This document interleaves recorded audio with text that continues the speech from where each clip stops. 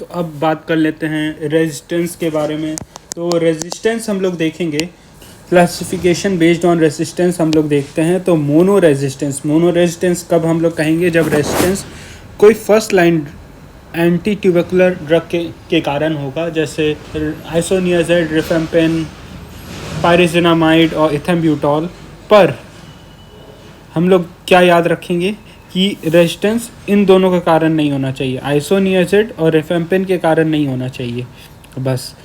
यानी कि first line में इन दोनों के अलावा पायरिजिनामाइड या इथेम्ब्यूटॉल के कारण होना चाहिए। इन दोनों में से Z और E, पायरिजिनामाइड या इथेम्ब्यूटॉल, ये दोनों के कारण रेजिस्टेंस होना चाहिए। पॉली रेजिस्टेंस कब कहेंगे, resistance to more than one first line anti tubercular drug other than both isoniazid and rifampin. Poly resistance तब कहेंगे, ये हम लोग को समझना चाहिए कि आइसोनियाज़िड और रिफेम्पिन को छोड़ के दो फर्स्ट लाइन ड्रग के कारण होना चाहिए, मतलब एक से ज़्यादा होना चाहिए। यानी कि Z प्लस E, यानी कि पायरिजिनामाइड या इथेम्ब्यूटॉल, ये दोनों का रेजिस्टेंस होना चाहिए, तब हम लोग कहेंगे पॉली रेजिस्टेंस। रिफेम्पिन रेजिस्टेंस कब कहेंगे, तो जब रेजिस्टेंस हो जाएगा रिफेम्पिन से। कैसे डिटेक्ट करेंगे, यूजिंग फेनोटाइप और जीनोटाइप मेथड्स विद और without resistance to other anti tubercular drugs. अब इसमें क्या हो सकता है, दूसरे एंटी ट्यूबरकुलर ड्रग्स के कारण भी रेजिस्टेंस हो सकता है या नहीं भी हो सकता है। अब जानते हैं आइसोनियाज़िड रेजिस्टेंस टीबी के बारे में। इसमें क्या होगा, नाम से हम लोग को समझना चाहिए कि स्ट्रेन्स जो हैं ट्यूबरकुलोसिस के, माइकोबैक्टीरियम ट्यूबरकुलोसिस के जो स्ट्रेन्स हैं, जो रेजिस्टेंस होंगे आइसोनियाज़िड से, लेकिन ससेप्टेबल होंगे रिफेम्पिन से। रिफेम्पिन उन पे असर करेगा लेकिन आइसोनियाज़िड उन पे असर नहीं करेगा, रिफेम्पिन असर करेगा। अब मल्टी ड्रग रेजिस्टेंस के बारे में बात करते हैं। तो इसमें क्या होगा कि resistance to at least both isoniazid and rifampin. Minimum हम लोग देखेंगे कि मल्टी ड्रग हम लोग कब कहेंगे, जब आइसोनियाज़िड और रिफेम्पिन दोनों का रेजिस्टेंस होगा, बाकी और के भी रेजिस्टेंस हो सकते हैं फर्स्ट लाइन के, तो इसको कहेंगे multi drug resistance. Extensive drug resistance में क्या होगा, फ्लोरोक्विनोलोन्स से रेजिस्टेंस होगा और at least one of 3 second line injectable, कोई एक सेकेंड लाइन इंजेक्टेबल से रेजिस्टेंस होगा। 3 इंजेक्टेबल्स थे, जैसे एमिकैसिन थे, कैनामाइसिन थे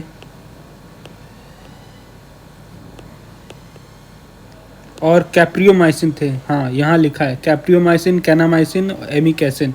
इन तीनों में से किसी एक का भी रेजिस्टेंस होगा, एक फ्लोरोक्विनोलोन्स से रेजिस्टेंस होगा और in addition to multi drug resistance, यानी कि ये मल्टी ड्रग रेजिस्टेंस भी होगा, यानी कि आइसोनियाज़िड और रिफेम्पिन का भी रेजिस्टेंस होगा और फर्स्ट लाइन के भी कुछ ड्रग्स साथ में हो सकते हैं, क्योंकि यहाँ पे एटलीस्ट कह रहा है। तो आप लोग समझ गए होंगे कि कैसा कैसा रेजिस्टेंस होता है। Mono drug resistance, poly resistance, rifampin resistance, isoniazid resistance TB, multi drug resistance TB और एक्सटेंसिव ड्रग रेजिस्टेंस। अब जो ये पिछले वीडियो में मैं डिस्कस कर चुका था, जैसे new patient, relapse patient, treatment after failure, treatment after loss to follow up patients, other previously treated patients or patient with unknown previous TB treatment history। तो न्यू पेशेंट्स कौन होते हैं, पेशेंट्स जो कि never been treated for TB और have taken anti tubercular drugs for less than 1 month से anti tubercular drug लिए हैं, पहली बार ट्रीट हो रहे हैं, पहले कभी उनको TB नहीं हुआ था, पहली बार TB के मरीज हैं वो, तो उनको कहेंगे न्यू TB पेशेंट्स। रिलैप्स उनको दोबारा टीबी हो गया होगा। तो पेशेंट हुआ previously been treated for TB they are declared cured, एक बार क्योर्ड उनको कि इलाज उनका हो चुका है और ट्रीटमेंट या फिर कंप्लीट कर लिए हैं रिसेंट कोर्स ऑफ ट्रीटमेंट, लेकिन फिर से रिकरेंट एपिसोड आ गया उनको टीबी का, तो उनको कहेंगे रिलैप्स पेशेंट। इसमें आइदर ए ट्रू रिलैप्स हो सकता है या फिर new episode of TB cause by री इन्फेक्शन हो सकता है। ट्रीटमेंट आफ्टर फेलियर पेशेंट्स, ये वो पेशेंट हैं जो कि प्रीवियसली टीबी के द्वारा ट्रीट किए गए हैं और उनका ट्रीटमेंट फेल हुआ, रिसेंट कोर्स ऑफ ट्रीटमेंट। तो treatment after failure patient, treatment हुआ लेकिन फेल कर गए ट्रीटमेंट। और treatment after loss to follow up patient, patients जो कि प्रीवियसली टीबी से ट्रीट किए गए हैं और उनको डिक्लेयर किया गया कि लॉस टू फॉलोअप, वो सही समय पे ड्रग्स नहीं लिए, दवा नहीं लिए और उनको लॉस टू फॉलोअप कहा गया. At the end of their most recent course of treatment, these were previously known as treatment after default patient. इनको डिफॉल्टर भी कहते हैं. और अदर प्रीवियसली ट्रीटेड पेशेंट की कुछ पेशेंट्स में ऐसा होगा कि प्रीवियसली ट्रीट किया गया था पर उनका आउटकम जो है रिसेंट कोर्स ऑफ ट्रीटमेंट वो किसी को नहीं पता और अनडॉक्यूमेंटेड या फिर रह गया है. और कुछ पेशेंट्स होंगे जो ऊपर के सारे कैटेगरी में नहीं फिट होते, तो patient with unknown previous TB treatment history उनको कहेंगे. टीबी का ड्रग रेजिमेंट, टीबी कैसे कैसे चलता है, एंटी टीबी ड्रग रेजिमेंट पढ़ते हैं. तो न्यू टीबी केसेस एडल्ट और चाइल्डहुड बैक्टीरियोलॉजिकली और क्लिनिकली डायग्नोज और पल्मरी एक्स्ट्रा पल्मरी में केसेस में. इंटेंसिव फेज में हम लोग देंगे 2HRZD, H यानी कि आइसोनियाजिड, R से रिफेम्पिन, Z से पायरिजिनामाइड, E से इथेम्ब्यूटॉल. और कंटिन्यूएशन फेज में 4HR देंगे, फिर से आइसोनियाजिड और रिफेम्पिन. और कॉम्प्लिकेटेड और सीवियर EP केसेस है, एक्स्ट्रा पल्मरी केसेस. तो इस केसेस में जैसे CNS TB हो गया, जैसे TB पेरिकार्डाइटिस हो गया, मस्कुलोस्केलेटल TB हो गया, मिलियरी TB हो गया, तो उसमें इंटेंसिव फेज में 2HRZD देंगे और कंटिन्यूएशन फेज में 7 to 10 HRE देंगे. ये जो नंबर है वो डिनोट कर रहा है मंथ्स, तो 2 मंथ्स तक HRZD से ट्रीट करेंगे और 7 to 10 मंथ HRE से आइसोनियाजिड, रिफेम्पिन और इथेम्ब्यूटॉल से ट्रीट करेंगे. यानी कि इसका ट्रीटमेंट ड्यूरेशन होगा 9 to 12 तक, जो कॉम्प्लिकेटेड और सीवियर EP केसेस होंगे. रीट्रीटमेंट केसेस अब देखें तो रीट्रीटमेंट केसेस यानी कि दोबारा वो ट्रीटमेंट ले रहे हों, तो इसमें कौन से फॉर्म्स आते हैं. जैसे first rapid DST with Xpert MTB, multi TB या फिर RIF testing should be done to see the status of resistance to rifampin. इसमें देखते हैं पहले रिफेम्पिन का resistance followed by LPA among those having MTB positive and rifampin sensitive for isoniazid resistance status. और ये चीज़ भी देखते हैं, जैसे हम लोग पहले देख रहे थे कि LPA टेस्टिंग करते थे ताकि उसमें रिफेम्पिन का सेंसिटिविटी देखेंगे और आइसोनियाजिड का रेजिस्टेंस देखेंगे, क्योंकि कुछ एक टाइप के रेजिस्टेंस थे जैसे आइसोनियाजिड से रेजिस्टेंस था और एक टाइप के लोग थे जो रिफेम्पिन से रेजिस्टेंस थे लेकिन वाइस वर्सा सेंसिटिव भी थे.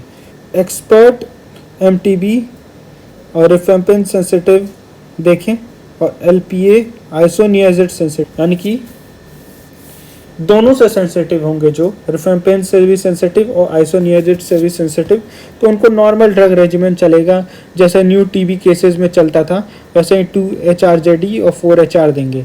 अब वो लोग जो रिफेम्पिन से सेंसिटिव हैं और फ्लोरोक्विनोलोन से भी सेंसिटिव हैं लेकिन आइसोनियाजिड से रेजिस्टेंट है, और वो पता चल रहा था हमें LPA टेस्टिंग के साथ कि पर्सन आइसोनियाजिड से रेजिस्टेंट है कि नहीं. तो अगर आइसोनियाजिड से रेजिस्टेंट हो गया तो वो आइसोनियाजिड तो देंगे नहीं, तो हम लोग क्या करेंगे 6HRZD करेंगे प्लस लेवोफ्लॉक्सासिन देंगे फुल ड्यूरेशन के लिए. यानी कि जितना समय तक ट्रीटमेंट ड्रग रेजिमेंट होगा उतना समय तक लेवोफ्लॉक्सासिन भी साथ में देंगे. और अब अगर देखें कि रिफेम्पिन सेंसिटिव है और लेकिन आइसोनियाजिड के बारे में हम लोग नहीं जानते क्योंकि LPA का एसेस नहीं है, तो 6HRZD देंगे फुल ड्यूरेशन के लिए. यानी कि जैसे इसमें दे रहे थे ZD नहीं दे रहे थे, लेकिन इसमें फुल ड्यूरेशन के लिए HRZD देंगे 6 मंथ तक. जब अगर हम लोग देखेंगे कि रिफेम्पिन सेंसिटिव है लेकिन INH रेजिस्टेंट है, यानी कि आइसोनियाजिड रेजिस्टेंस है और फ्लोरोक्विनोलोन से भी रेजिस्टेंस है, ये दोनों से रेजिस्टेंस है, तो हम लोग क्या करेंगे 6HRZD देंगे पहले जैसा. यानी कि ये इतना पार्ट तो याद हो गया होगा. इसमें ट्विस्ट है कि जैसे जो जिस चीज़ से रेजिस्टेंट होगा तो वो ब्रैकेट में रख देंगे हम लोग और 6 मंथ फुल ड्यूरेशन ड्रग देंगे. और फ्लोरोक्विनोलोन सेंसिटिव है तो फ्लोरोक्विनोलोन देंगे क्योंकि फ्लोरोक्विनोलोन असर कर रहा है तो लेवोफ्लॉक्सासिन इस पर्सन में देंगे। और वैसे ही हैं सारी चीज़ें। अब फ्लोरोक्विनोलॉन से रेजिस्टेंट हो गया तो फ्लोरोक्विनोलॉल नहीं देते थे, जैसे लेवोफ्लॉक्सासिन सेंसिटिव था तो दे रहे थे, लेकिन इसमें रेजिस्टेंट है, फ्लोरोक्विनोलॉन्स तो नहीं देंगे। वही सिंपल चीज़ें हैं इसमें।